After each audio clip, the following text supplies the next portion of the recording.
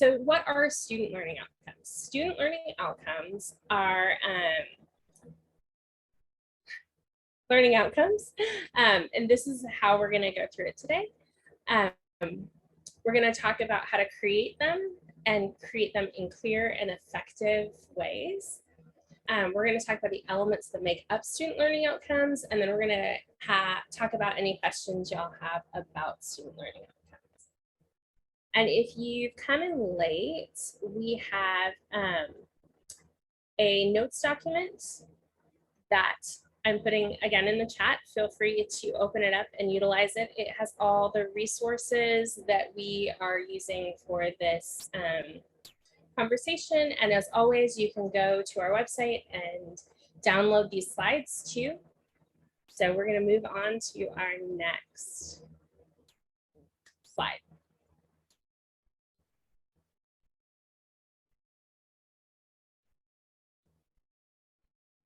So what are student learning outcomes? Student learning outcomes are things that help students, are the things that we hope students will take away from a course. The skills, the knowledge, the abilities that we are hoping they will learn in the content. The educator to intentionally think about skills or projects that the class should engage with that produce the desired skills or goals, instead of relying on old practices like just straight lecturing and things like that. From the students' perspectives, student learning outcomes give clearly the goals of the course and the skills that they should be learning throughout the course. Do we need to redo the... We're having some technical difficulties, so let's hold on and we're gonna make sure that everybody can see the PowerPoint.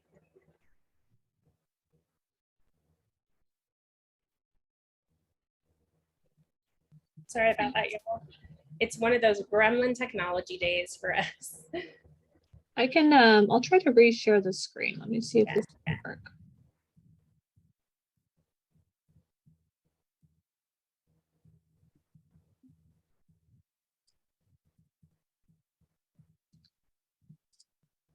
Actually, yeah, let me try to, 1 second.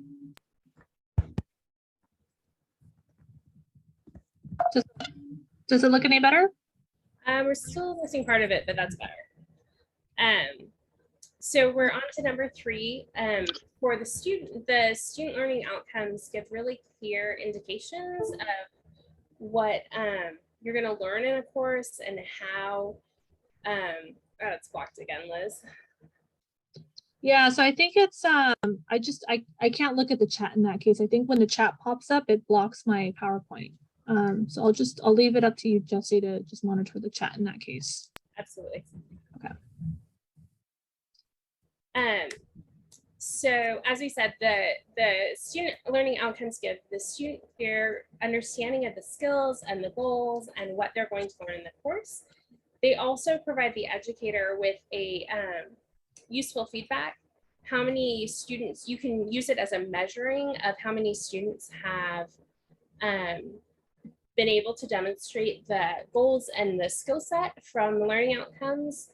And by identifying these clear and observable goals, because that's one of the things we saw in the video that's clear, there's one-to-ones, we can evaluate how well we are doing, and it gives us the ability to tweak our courses and figure out how to better help our students learn those skill sets and the things that they're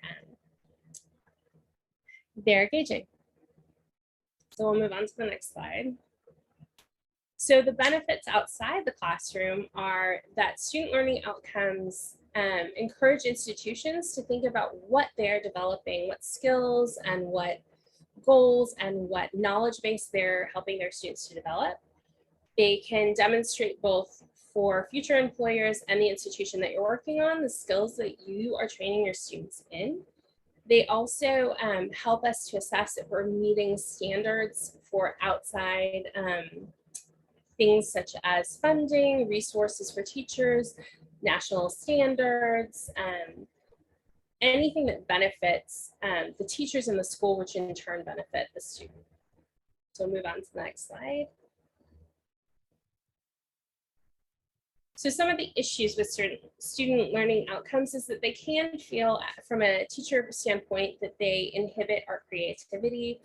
That's not necessarily true, but it can feel a bit limiting sometimes.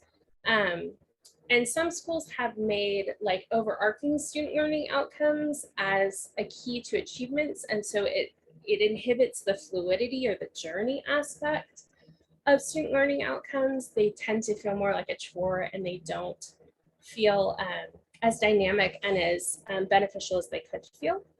And in certain frameworks, like the older Bloom's taxonomy, may lack some of the nuance that we are learning in newer education and pedagogy models. So move on to the next slide. So important things to consider when we're talking about student learning outcomes. We are a destination on a map that we want our students to meet, but pedagogy is what gets us there.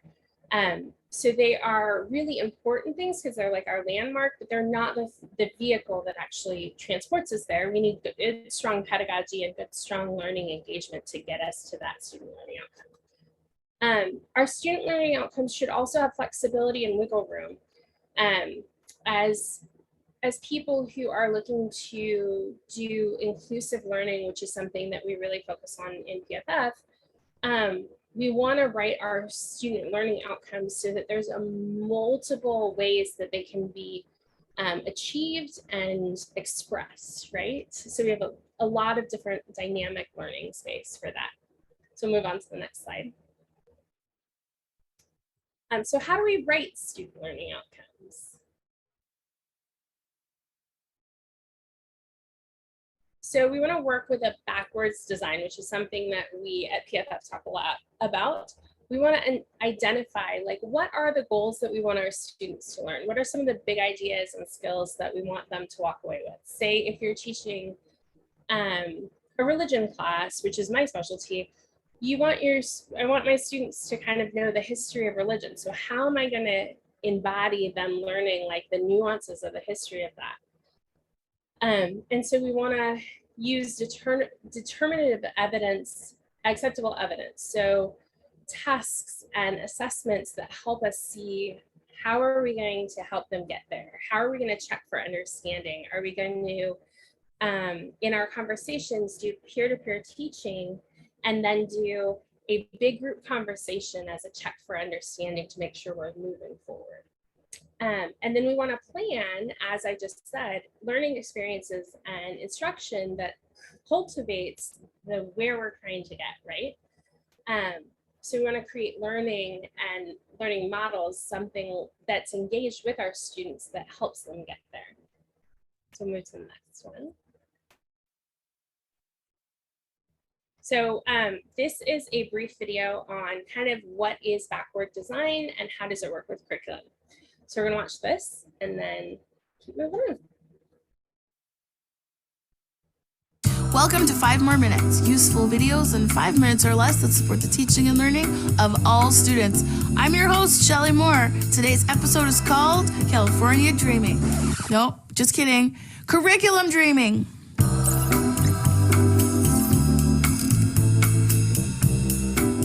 Okay, curriculum, you know the stuff. It's all the goals and learning outcomes that society tells us we need to teach to the children. What I didn't realize was that it is really important to not just know the goals in the curriculum, I also needed to know how those goals in the curriculum were organized. Now, if you aren't totally immersed in education, you may not be super familiar with curriculum models and organization. But let's compare this to something that we might be more familiar with. I want you to think about the self-help book sections that support us to become our best selves. In many of these books, there are great strategies. There's one that's referred to that's considered a habit of a highly effective person. That strategy is called keeping the end in mind, or in education it's called backwards design. Okay, so here's the idea. You will have a better chance of meeting a goal if you A, know what the goal is, and B, if you make a plan to meet it before you start.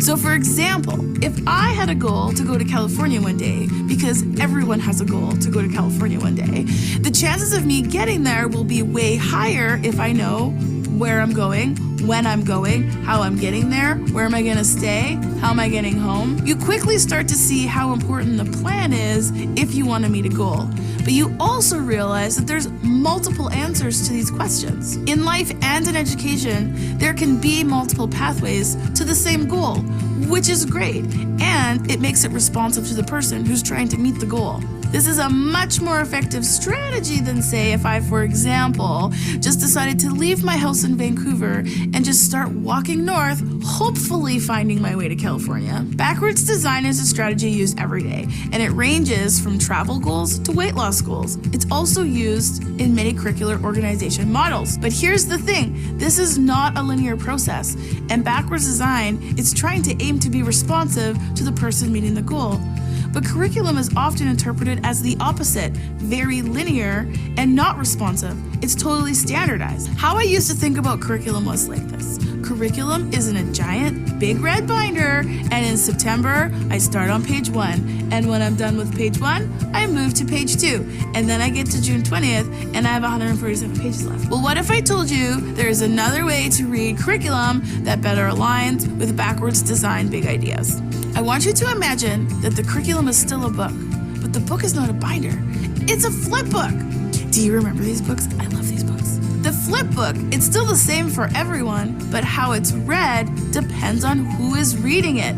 There are many ways to read the same flip book. So to make sense of this for curriculum, the first thing we need to do is understand what the pages of the flip book are. These pages represent the different types of goals in the curriculum. In British Columbia, we have 3 kinds of goals. We have content goals. These are the goals about knowledge. We have curricular competency goals, and these are the goals about skills and processes. And we have core competency goals. And these are cross-curricular goals that support the development of the people that we need to become so that we can be contributing members of the world. All of these goals are organized around a big idea. And these are the things we need to understand. Although the book is the same for everyone, the flip book pages we choose can reflect the kids we are teaching and can be responsive to both their strengths and their stretches. As educators, backwards design helps us to keep the end in mind by deciding what the goals are for a unit and how we can teach them in responsive ways that allow students to reach these goals in multiple ways. I think this calls for some professional development in California. Okay, teachers, parents, students, if you're watching this video, I want you to go find your local curriculum and I want you to look at how it's organized. If you're not in British Columbia, these goals might be called different things, but you will probably find that there's a lot of similarities. And then I want you to think about how we can start to translate these goals to students and families so that they can see what they're learning because they're the ones who are meeting the goals. They also need to know why we're going to California. Okay, teachers, here's your job, and do this together. Number 1, I want you to go choose some goals that reflect your students' needs. Number 2, I want you to make a plan with multiple pathways so that all kids can meet those goals. And number 3, I want you to share those goals with students and families so that they know what the plan is. So that was our episode, Curriculum Dreaming. Head on over to the website to see some examples of plans and stay tuned for the video strategy about backwards design coming soon. Don't forget to subscribe to the email and the YouTube channel and the podcast so that you don't miss any content. I'll see you soon, friends.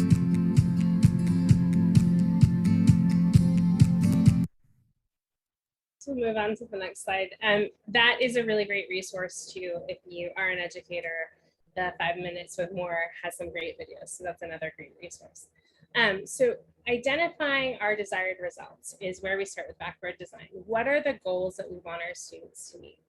So there are several frameworks that can assist us with identifying what we want to achieve in our classroom. And we want to keep in mind that making up the course, who's made up in the course. So what ages, socioeconomic backgrounds are present, previous life experiences and interests. So we don't want to do, we're not going to do the same thing necessarily in an undergrad introductory general ed course that we would be doing in a specific narrowized graduate level course because we have different students, we have different backgrounds, we have different ages, different socioeconomic aspects in life that make up those students. And so we need to tweak what we're doing towards the students that we have in their class. And as Shelley said, meet our students where they're at. So we'll move on to the next slide. So Bloom's taxonomy, which Shelley mentioned, are different aspects of how we make up student learning outcomes and the action verbs that we can use in regard to those to meet different standards, whether they're knowledge standards, comprehension standards, application standards. And so we have on this slide, and you have in the notes document, both of these. The one on the left is the older model. It's a little bit more hierarchical. And the one on the right is the newer contemporary model where it's more dynamic and it's shifting the idea that we can use these in different ways. So move on to the next slide. And then we have other taxonomies, like a taxonomy of significant learning. And this is another way to look at that. We're still going to want to use those action verbs, those dynamic one-to-one pairings for how we're writing our student learning outcomes. So we want something very clear that our students will learn and pairing it clearly. So there's a clear connection between what we're expecting them to learn. But this is another taxonomy that allows us to think about how we're doing it. How are we applying skills and critical thinking? How are those ideas coming through those dynamics? Where is the knowledge coming from? How are we helping them learn to think? So we'll move on to the next slide. And then this is another framework. So the SMARTER framework is another framework that you could use when you're engaging with your student learning outcomes. Number one, we want our student learning outcomes to be specific. So each one should focus on concrete outcomes that are transparent for the students so that they can clearly see what we're expecting them to learn, what skill sets are they engaging with. We also want it to be meaningful. So something that we can see that there's a growth pattern with our students. You don't want to say the student will,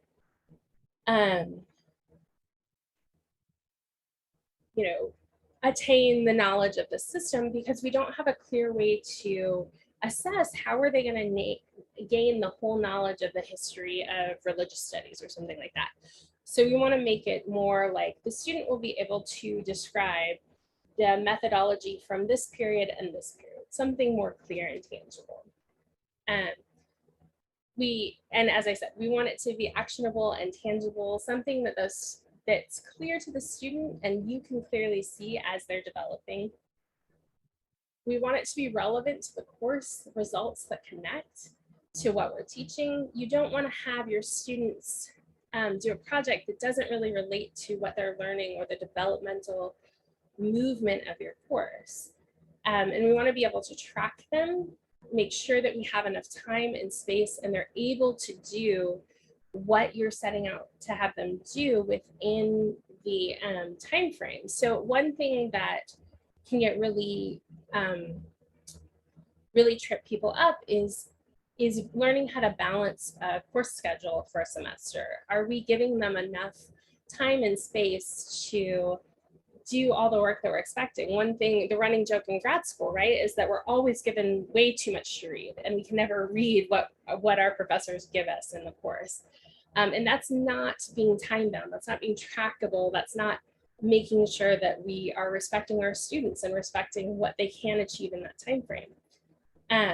And we want to make sure that we are stretching our students, that we're pushing them a little bit to gain more skill set and gain more knowledge. And we want it to be engaging and meaningful and rewarding to our students. The worst thing ever, especially at the graduate level, is when we're in a class and we feel like what we're learning isn't something that's beneficial. It's something we're doing to check a box. That's the most frustrating thing as a student. And I think it's frustrating as an educator to just feel like we're checking boxes. So we're going to move on to the next. So poorly written student learning outcomes are vague. They're not clear. So this is an example of a poorly written student outcome. Students will learn the programming language Python, but it doesn't talk about how will they learn it. They're unmeasurable. Students will know the elements of the periodic table, but it doesn't say how are they going to know it? How will we know that they know it? Another poorly written one is when we're too verbose. We have too many words and it's too confusing to our students.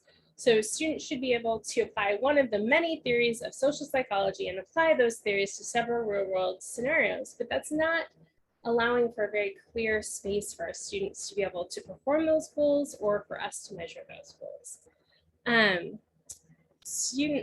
Poorly written ones are also not connecting the course goals to the content of the course. So this is a course objective that's not clear. Students will be able to construct a sentence in Spanish using correct punctuation and grammar, but it's not talking about or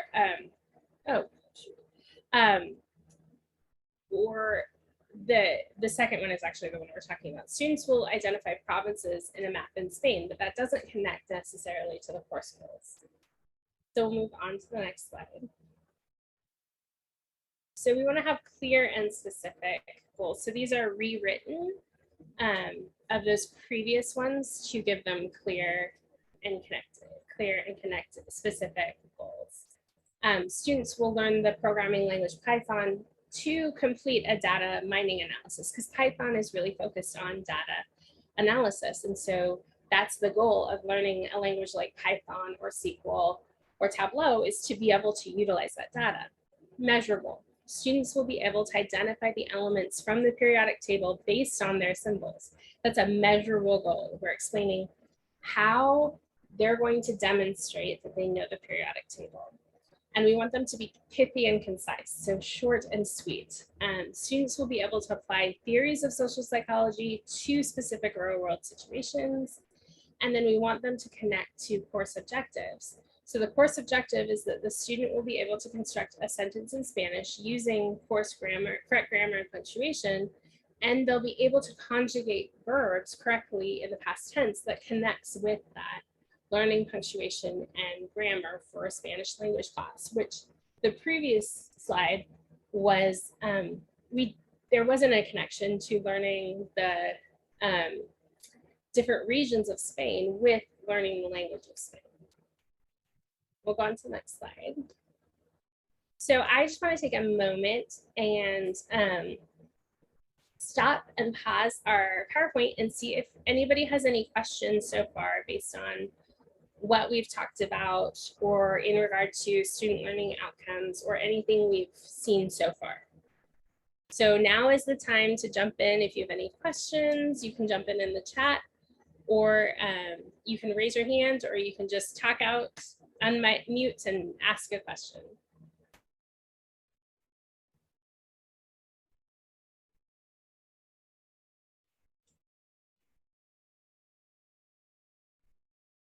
I see a thumbs up, which is great. Does anybody have any specific questions, any concerns around anything we've said, or any questions as we're moving forward into student learning outcomes? Or anybody who's teaching already have any comments in regard to your experience with student learning outcomes?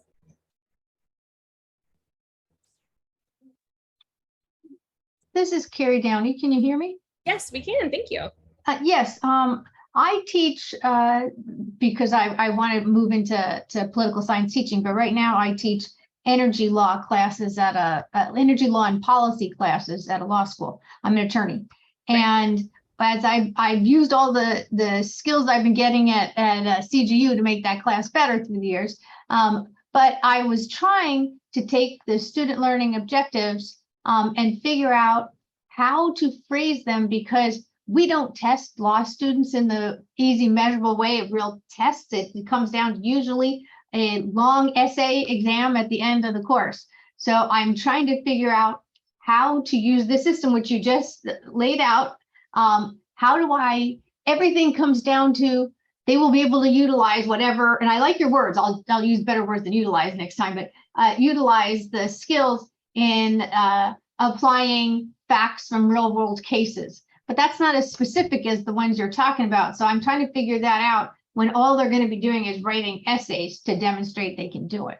Sure.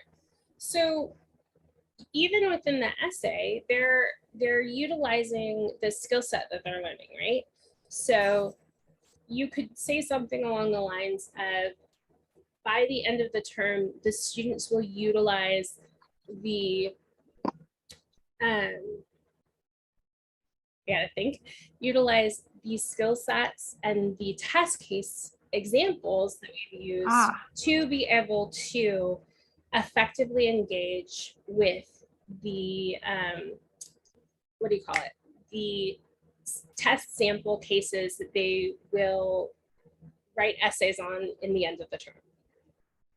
Which, that's a little clunky, but I see where you're going with it. That's, so you're still, even though the end result is an essay, which is not typical for a lot of inclusive learning modalities, it's still, there's still ways that you can utilize inclusivity and the trajectory of learning that happens in a dynamic inclusive environment to get to that essay point. You know, we're all in grad school, we all have to do some kind of final thesis, right? That's not generally an inclusive structure. Or comprehensive exams are exactly the same thing your students are learning, but yet we can still learn really dynamically in an engaged model through student learning outcomes, even if the end result is something as a little bit more brutal, like a comprehensive exam or some kind of timed essay response. Thank you very much. That's going to help me. Thank you for asking questions. Does anybody, do you have any more questions, Carrie? Well, it's interesting. I have this semester, because I'm in the midst of rewriting my syllabus for the class starts in a month. I'm reorganizing it to try and be more responsive to how students want to learn it. So this has been helpful because I like the idea of start at the back and you know, go backwards. So I'm considering for the first time having a midterm that'll have questions. So it won't be all that final at the end. But I am struggling. These are graduate students, you know, this is their third graduate degree. So the question is, I'm trying to figure out how I explain that in the learning objectives too. What is the reason I'm doing the midterm, which will be just short answer and possibly multiple choice. I'm trying to use that so they'll be able to, my goal in the midterm is to have them be able to identify which of the congressional or constitutional laws or cases they've learned should apply. And so I don't know what that skill is.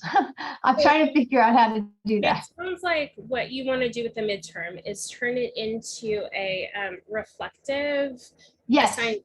So you're giving them the midterm as a space to have that reflective feedback. So they're going to do it. And I'm assuming based on what you're saying, you're going to give them feedback.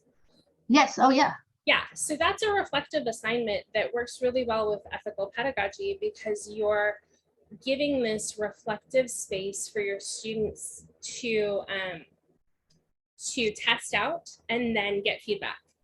And so that's how I would probably present it in your syllabi is you're wanting to give them a safe space to fail so that they're prepared for the midterm or for the final. So it's when you say safe space to fail, I mean, it is graded. Right. But you're giving them the space where they're learning, they're having the opportunity to test it out. Right. Right. Yes. So in that sense, when we talk about accessible pedagogy, reflective practice allows a safe space for your students to make mistakes and correct those mistakes so that in their final presentation, in the formative assignment, they, or in the summative assignment that they do at the final, they've had that time to practice and show their growth. So it's a way for them to practice and to show their growth curve before you get to that final summative assignment. Oh, thank you. I love the way you explained that. Okay. That's it for me. Thank you so much. Thank you. Does anybody else have any questions, or should we keep moving on with the PowerPoint? Hi. Yeah. Yes, I do have a question. Can you hear me? Yeah, absolutely. Okay, perfect. Okay. Hi. So my name is Cole Turner. I just got through teaching my first class, like ever. Congratulations.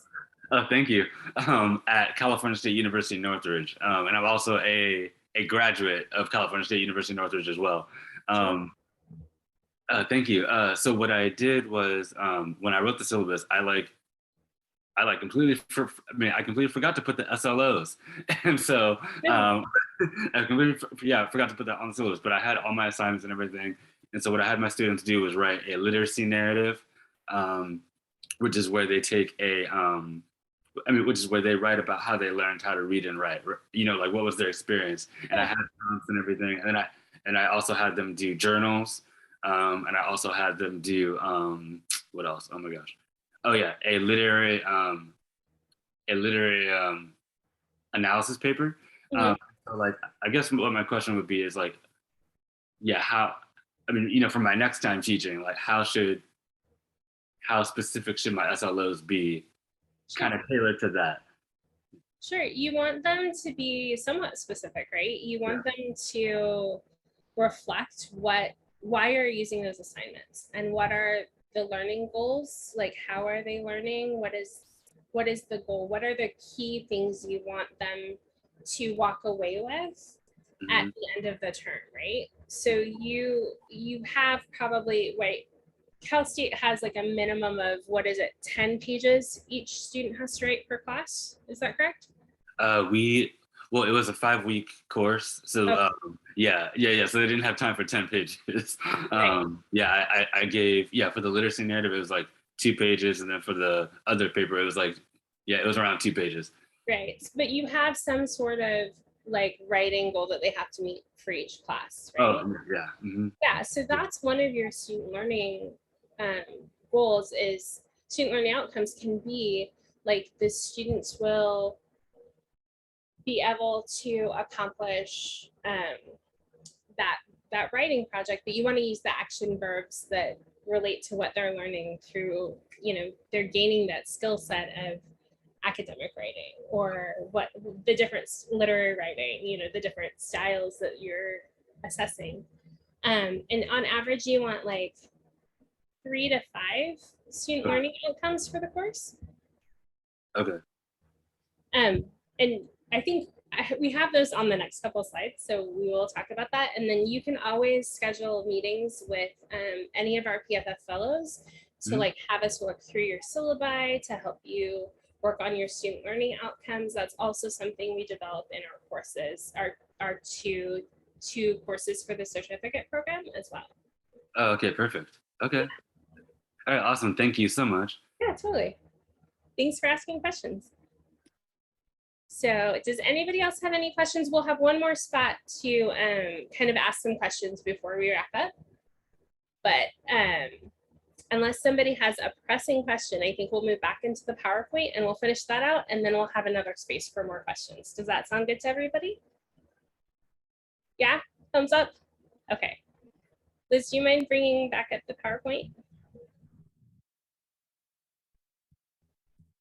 Okay, so we're gonna go on to the next slide. What are the elements that make up student learning outcomes, which Cole was just talking about?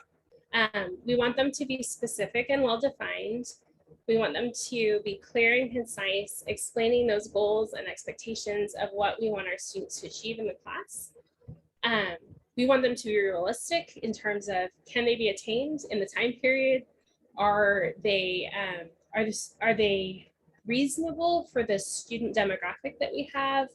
Are they developmentally functioning within the skill set of the student population that we have? And do they work within the course time frame?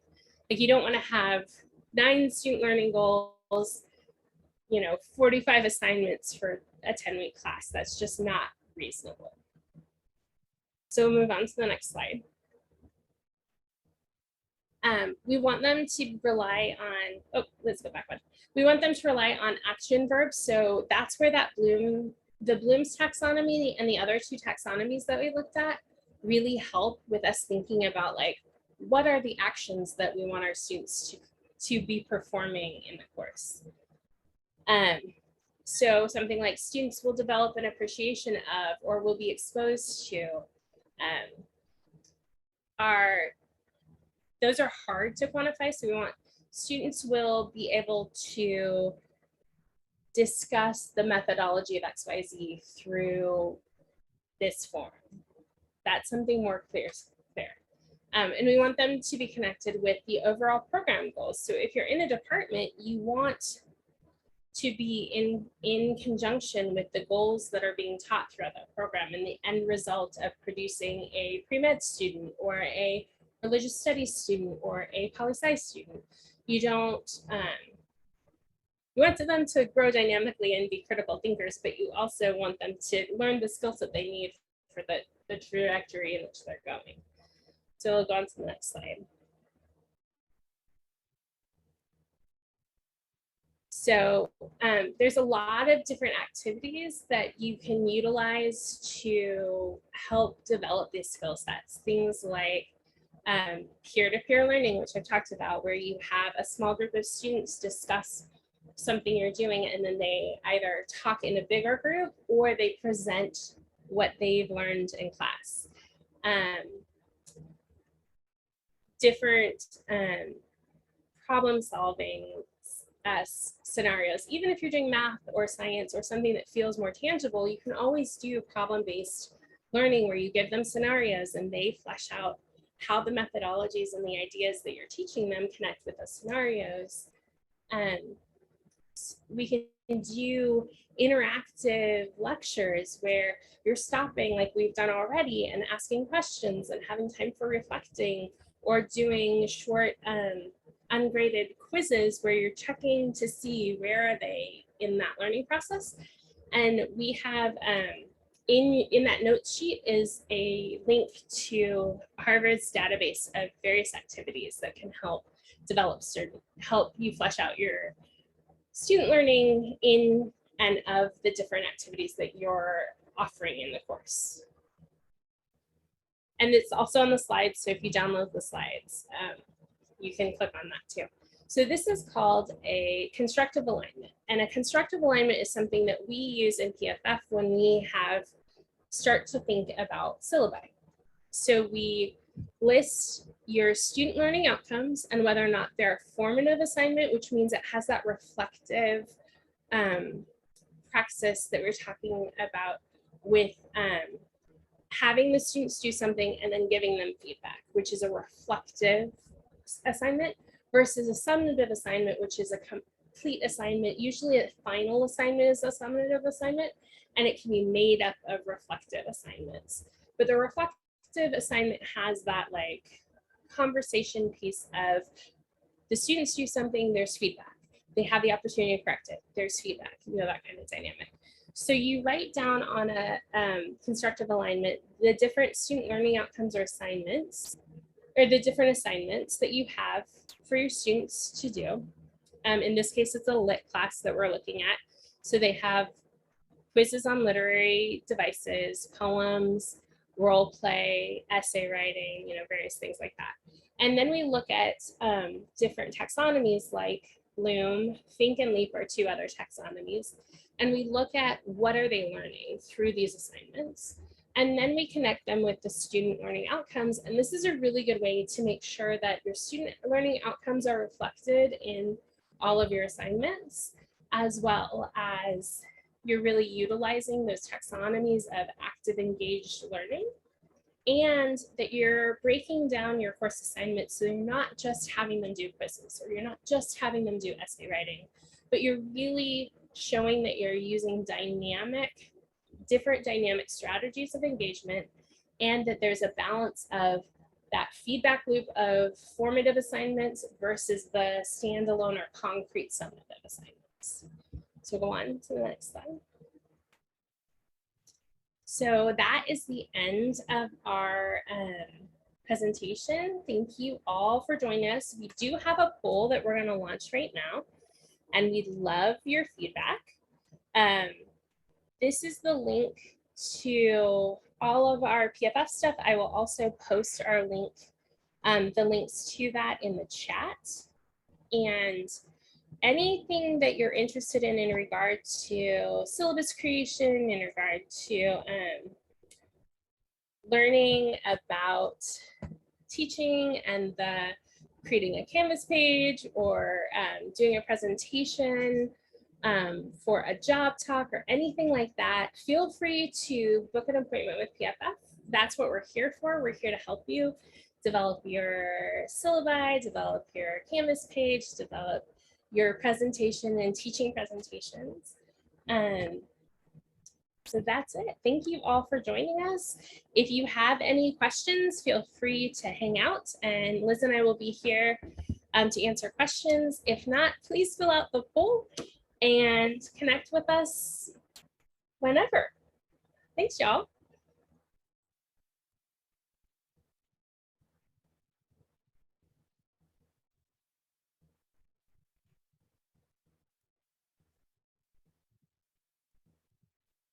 It's Carrie again, since you've got some time. In addition to teaching the law students how to apply the laws of the cases, there is an incredible amount of what I would call busy work. So energy law is acronym based. It's insane. So we generally just provide a list at the beginning of the course and put it up on our Twin or our Blackboard site saying, okay, here they all are, you're adults, learn them, and be prepared to use them. I have not made that a learning objective, but I realized I probably should somehow, but it just seems, I don't know. And so I was just curious, what do you do when there is, I mean, do they need to have, a question and answer, multiple choice on it? I don't think so, they're adults. But I have been unable to figure out through all these years how to do it.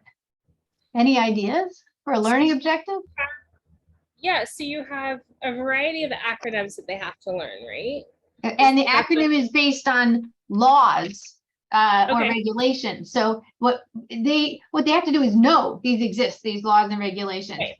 And if they just knew the acronym, that's fine. I don't expect them all to memorize. These are congressional acts that are, they're 20 words long that are stupid. So they can know the acronym or the full name. They just need to know basically it exists and what it does. Have you ever had them do peer teaching for that? So maybe have different students do presentations on like a section of those, or have them do some kind of matching quiz. So you have the acronym and you have the element that makes whatever the law content is, because that's a good way that they can peer teach, which will help it stick better in their brains. And it's a dynamic way for them to help stick those in their brains because they're like reviewing it. So you could do it like every as like even a bonus thing, right? Oh, it's a great idea. Have them every 2 weeks, like have a question and answer with some of those, and they have to match them. There's a lot of different ways you could do that really dynamically. I like that. I'm always looking for ways to do more peer teaching because it's a little hard in this class. So that's a great one. Thank you. You've been a wealth of ideas for my syllabus. Thank you very much. That's what we try to do. Have an awesome rest of your day. Thank you. Bye-bye. Bye.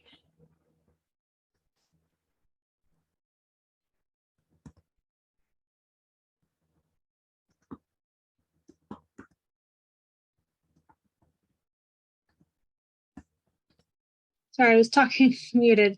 I see a question in the chat, Jessi. Yeah, I just responded to it.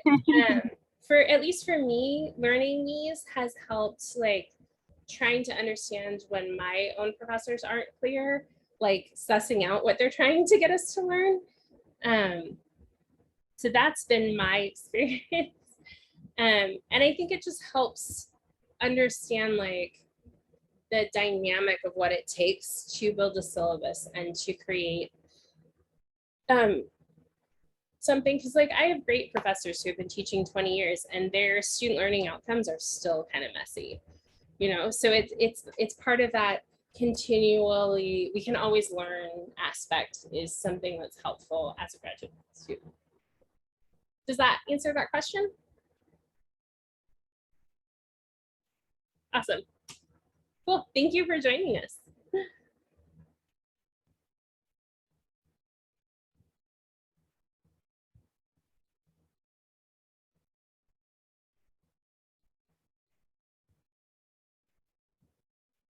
You're welcome.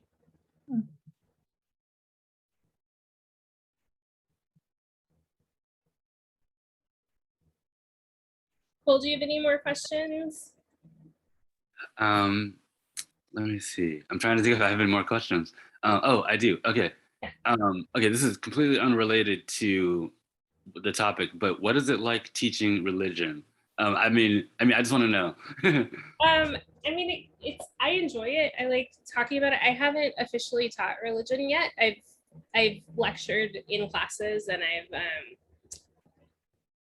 I've been a TA, but Okay. I haven't yet solo taught religious studies. Oh, okay. Okay. I like it. I mean, I do contemporary religion. I do new religious movements, and witchcraft and gender studies. So for me, it's really fun because it's integrative work. I also do like pop culture and religion. So I try to have a lot of like dynamic engagement with the topics for my students. Oh, okay, nice. No, yeah, because I was super interested in the combination between like theology and literature. Yeah, totally. And that's what I wrote for my master's thesis. Totally. If you ever want to chat, email me and we can definitely talk about that because I took several courses in TA for theology and lit course. Really? Yeah. Oh my gosh. Okay, wait, what's your email? Jessica, J-E, here, I'll put it in the chat. Oh, okay, perfect. Thank you so much. Yeah.